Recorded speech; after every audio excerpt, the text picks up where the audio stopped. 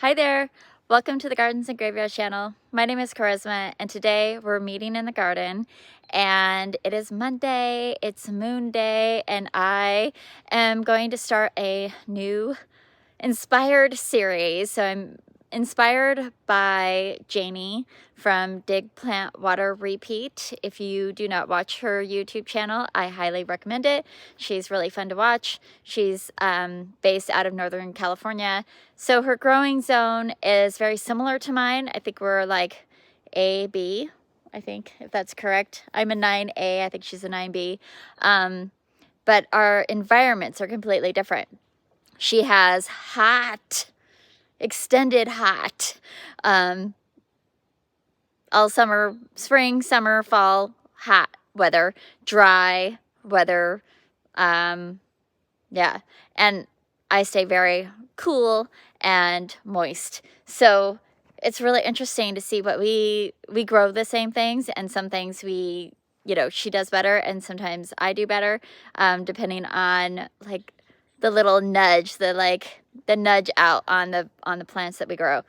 But she has been doing a series all of last year and just ended it, of a monthly blooming garden, I think she was calling it. And every month she would go to the nursery and she would pick out flowers that were in bloom at the nursery at that time of year to incorporate into her garden. I've done a pretty good job at doing that without being overly not really planning it out. I mean, I guess I planned it out, but I don't know. I think I'm just at the nursery every month anyway. But I was inspired to kind of follow her trend in doing it for moon gardening. And while I have a moon garden and I love it, it is in a lot of shade. And so I'm very limited to how much I can plant in there. But I also have a bigger dream that I can walk around my entire garden in the full moon with 0 lights and be able to see, because I have enough plants that are shining underneath the moon that can guide me through the entire garden. So today I did go to the nursery. I did buy another hellebore that will go in the moon garden, but I am still having some problems with sciatica in my hip, and it's getting better, but it's kind of touch and go, and I don't want to be out in my garden on my knees digging holes. So I thought today we would just go walk around the garden and I'll show you some of the things that are already shining in the moonlight, and we could talk about how that can be expanded into more areas of the garden. So I thought I would start at the in my front yard and just point out some of the things that shine really nicely in the moon. So any foliage like this is actually rose campion, but anything that's like Dusty Miller or lamb's ear would look really good. And then this time of year in some of our gardens, that has completely melted away and you won't have that. But they're evergreen in my garden. Also, the candy tuft or the iberis is sparkling white this time of year, which also shows off in the moon. Really fun plant to have. And then, of course, my Edgeworthia, or the Chinese paper plant. Gorgeous. Point of interest for winter anyways, but in the moonlight, all those little buds shine and show off. Right next to it, I have a variegated pieris, and that actually does pretty good in showing off. That yellow margin does show up underneath the full moon. Not as brightly, but it does happen. Okay, so I think we're just gonna take a little walk quickly. Anything that has white bark would be great. I would love to have some white bark in the front yard somewhere for winter time. Moon interest. Okay, so then right here I have a white blooming heather, which looks fabulous in the moon. And I would like to get maybe 2 more. Or maybe it's dead in the middle. That's why there's a bunch of moss. So like pull all that out and pop a new one in the middle so it's all one solid thing. And then up on the hillside there, you can see I have pampas grass still up there. Those are looking pretty ready because it's been freezing. But when those plumes are in full effect, they look really beautiful in the moonlight as well. And coming over here, this is a ghost viburnum, and it is in full bloom right now. I mean, it's still coming into bloom. It is just super happy, but I have white little blooms all over this thing, and it's going into its 4th year. So it has just completely exploded. I'll just try to get a full picture here. It is a good 8 feet tall and almost 4 foot wide. And it is probably doubled in size just this winter, which is super fun. Other things that you can do in the moon for moon gardening is having light colored, light gray or white pots. That's helpful. I have some Artemisia, which also shines under the moonlight. Of course it does, because Artemisia was the goddess of the moon. So why wouldn't her flower or her plant shine off in the moonlight?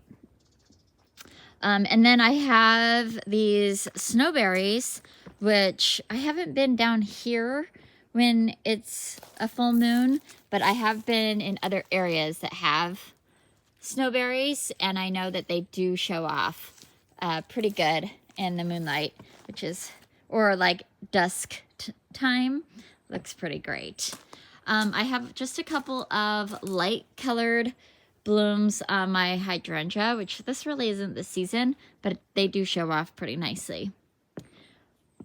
Again, variegation helps in dusk and dawn, not so much in the moonlight when it's like a yellow variegation, but in the twilight, oh, they look beautiful. I was gonna look, yeah, I think the only other thing down here that I have that would look really great underneath a full moon this time of year is this variegated fatsia. And, you know, because it's a white, it's so white, and it would show off really nicely underneath the moon. I have a lot of this archangel, and it's interesting because I have it all over my garden, and it doesn't really pop in the moonlight as much as you might think it would.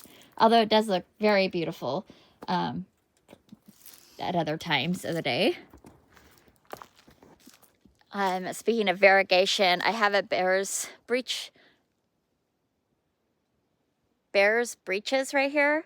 Mine are not variegated, but when I was at the nursery today, I did see some variegated ones, and those would probably look really beautiful underneath the moon this time of year as well.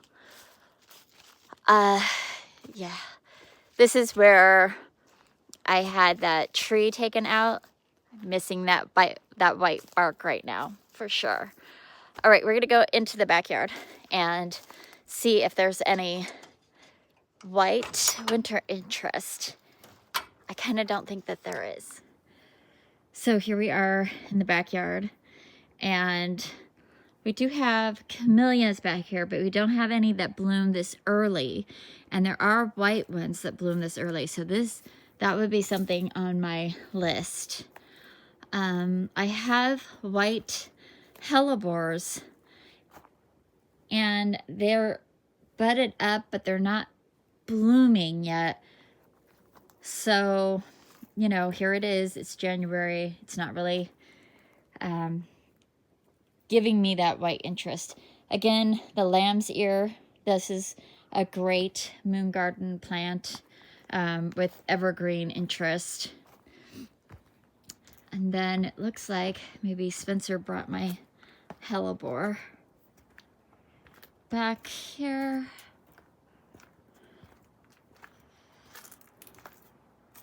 Did you plant it? Oh. Well, you said didn't come back. Oh, the new one, the one I planted last year came up. And it looks on it's exciting. And it looks on exactly the same. Huh? It's got more pink in it. It's different though because this one is Frost-Kissed Moon Dance. It's got more pink in it, looks like. Yeah. But it is loaded with blooms. It is. There's a bunch of buds all over it, which is super fun. Instead of finding this one over there, yeah, you're kind of reflanking. I like it. You can see it from the window. Yes, I was telling Spencer I really want some winter interest here that I could see from that window. And this would be a perfect spot for it. So, yes, I agree with that. This is the hellebore that we picked up today. It is called Jacob hellebore, which I know kind of takes me away from the whole moon theme for this garden. But it is just like the funnest big bouquet of white flowers. It's kind of irresistible. It is really cold and our ground has been freezing in the morning, so we decided to not plant the hellebore that we just purchased today, and we've just tucked it away so that it's nice and snug, and won't be completely shocked when we put it in the ground and water it. I don't want to just immediately freeze the roots by watering it. It's the evening now, and if I water it and then it freezes in a couple of hours, I'd like it to have a little bit of a chance to acclimate from the nursery to our home to, you know, freezing cold weather. And it's not typical for us to be freezing cold for very long, so I don't think that we'll have to wait very long to plant it. And yeah, so it'll also give me an opportunity to make sure that that's really where I want that plant. So I just wanted to let you know why we're not showing you how we got it planted, because it's not getting done yet. That's just going to be the end of that video. I just wanted to kind of walk around and show you different ways that you can add moonlit flowers and foliage into your garden in the wintertime. And we will continue working on this. I'm kind of excited to do some more moonlit gardening, more so than moon gardening, which has been a great adventure in gardening by the moon according to the moon phases. I will continue to do that, but I really want to up my game on being in my garden in the moonlight with the garden looking amazing. So that's going to be a little bit of a focus. So one video a month will probably be all about what I find at a nursery to grow in the moonlight. So I hope you enjoyed this. I hope you were inspired to do something interesting and fun, and maybe a little challenging. And I hope that you're celebrating your life, and I'll see you in the next video. Bye.